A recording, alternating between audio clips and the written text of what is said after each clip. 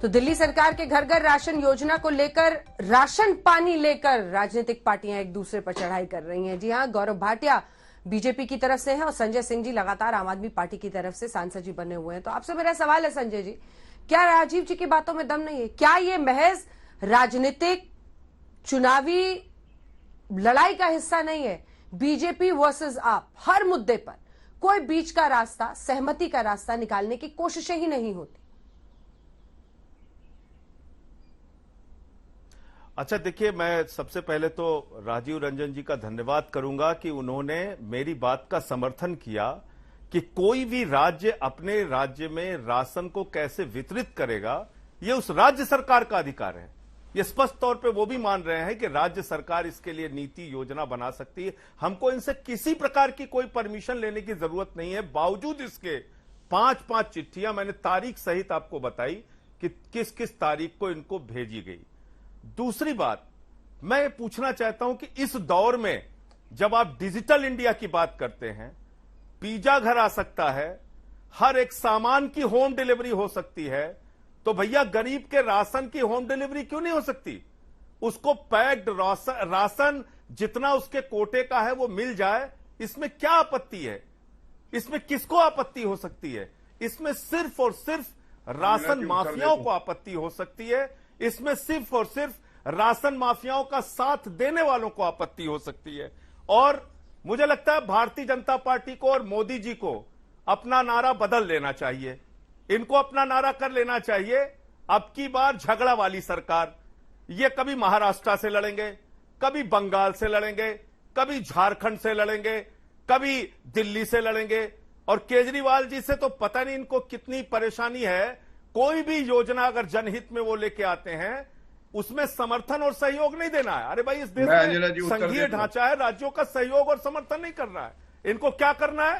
हर योजना में अड़ंगा डालना है, उस पर रोक लगाने का काम करना है। और एक बात मैं और पूछना चाहता हूं बड़ी विनम्रता पूर्वक अंजना जी, आपके माध्यम से, कोरोना की महामारी का समय चल रहा है, तीसरी लहर का खतरा पूरी दुनिया बता रही है। ऐसे समय में राशन की दुकान पे लाइन लगाकर मां बाप कोरोना लेके अपने बच्चों को संक्रमित करें, इससे अच्छा है कि उनके घर पे पैक्ड राशन उनको मिल जाए। इस योजना से क्या परेशानी और दिक्कत हो सकती है? ये तो कोरोना की महामारी रोकने में भी एक बहुत महत्वपूर्ण और सहयोगी योजना है। इसको भी आप नहीं मानने के लिए तैयार हैं? तो मुझे लगता है कि हर चीज में दुर्भावना से काम करना और हर चीज में अड़ंगा लगाना वो ठीक नहीं है।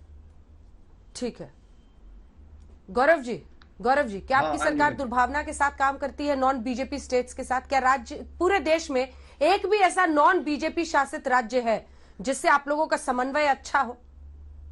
सबसे लड़ाई किचकिच। हाँ, मैं इसी से शुरुआत करता हूं। आप बताइए, समन्वय अच्छा नहीं होता तो ओडिशा के मुख्यमंत्री शरद पवार जी, उद्धव ठाकरे जी, अरविंद केजरीवाल जी क्यों तारीफ करते मोदी जी की कि पूरा साथ दिया? और मैं आप कुछ अहम बिंदु उठा रहा हूं। संजय जी एक ही बात बार बार कह रहे हैं, उससे वो सत्य नहीं हो जाएगी। देखिए, ये सुनिश्चित करने के लिए कि लाभार्थी तक पहुंचे राशन या कोई भी योजना के जो हम लोग चाहते हैं, तो आधार प्रमाणीकरण जो है वो बिहार और यूपी में हो जाता है, लेकिन दिल्ली में आधार का प्रमाणीकरण 0% क्यों है? दूसरा, एक ई पॉइंट ऑफ सेल है, पॉइंट ऑफ सेल इंस्ट्रूमेंट है, आप सुनिश्चित कर सकते हैं कि लाभार्थी तक पहुंचा है। ये बताइए कि दिल्ली में ऐसा क्यों नहीं व्यवस्था बना पाया, जबकि बिहार और उत्तर प्रदेश में ये 95% है। अंजना जी, तीसरी बात, बायोमेट्रिक सिस्टम लाना था 2018 तक, ये सेंट्रल गवर्नमेंट की गाइडलाइन थी। दिल्ली में आज तक नहीं आया, क्यों नहीं आया? चौथी बात, फूड सिक्योरिटी एक्ट का सेक्शन 7 पढ़िएगा संजय जी। वो मालूम है अंजना जी क्या कहता है कि जो भी योजनाएं केंद्र की होंगी फूड सिक्योरिटी एक्ट के तहत, प्रदेश की सरकारें पालन करते हुए गाइडलाइंस का ही वितरण कर सकती हैं। सेक्शन 7 पढ़ लीजिएगा। और जहां तक बात है कि घर तक राशन पहुंचे, कोविड का समय है, संजय जी आपकी बात से तो मैं सहमत हूं। ये जो तथाकथित किसान जब दिल्ली कूच कर रहे थे, अरविंद केजरीवाल जी कह रहे थे इंटरनेट देंगे, लंगर लगाएंगे, दिल्ली आओ, कोविड फैलाओ, तब ये लागू नहीं होता था। और मदिरा की दुकानों के बाहर जो आपने पहले खोल दी थी और किस तरह की कतारें थी और कोई कोविड गाइडलाइन का पालन नहीं हो रहा था, तब आपको नहीं याद आया। मैं पुनः एक बार कहूंगा, व्यवस्था बनाइए, और जब केंद्र की सरकार और संविधान एक प्रणाली देता है, आप याद करिए अंजना जी, इन्होंने क्या कहा था कि बाहरी आके दिल्ली में इलाज नहीं करा सकते, और उसके बाद एलजी साहब थे जिन्होंने कहा ये गलत होगा, ये आप डिफरेंशिएशन कर रहे हैं, भेदभाव कर रहे हैं नागरिकों के साथ। सर्वोच्च न्यायालय ने भी यही बात कह दी थी। तो ये चेक्स एंड बैलेंसेस हैं, और सबसे बड़ा, अगर कोई राशन माफियाओं के साथ खड़ा है तो ऐसा लगता है अरविंद केजरीवाल चाहते हैं कि ये राशन इधर उधर जाए और राशन माफियाओं तक पहुंचे, और अरविंद केजरीवाल जी सबसे बड़ा घोटाला भारत का कर सके यहाँ पे, उसको रोकने के लिए केंद्र सरकार और एलजी प्रतिबद्ध है।